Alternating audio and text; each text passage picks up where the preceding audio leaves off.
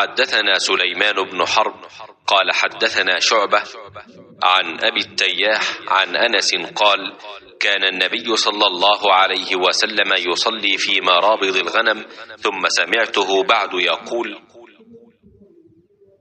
कान युसल्ली फी मराबिदिल गनम क़ब्ल अन युब्ना अल मस्जिद। नबी करीम सल्लल्लाहु अलैहि वसल्लम बकरियों के बाड़ों में नमाज पढ़ते थे। अबू तय्याह या शोबा ने कहा, फिर मैंने अनस को ये कहते सुना कि नबी करीम सल्लल्लाहु अलैहि वसल्लम बकरियों के बाड़ा में मस्जिद की तामीर से पहले नमाज पढ़ा करते थे। सही बुखारी हदीस नंबर 429।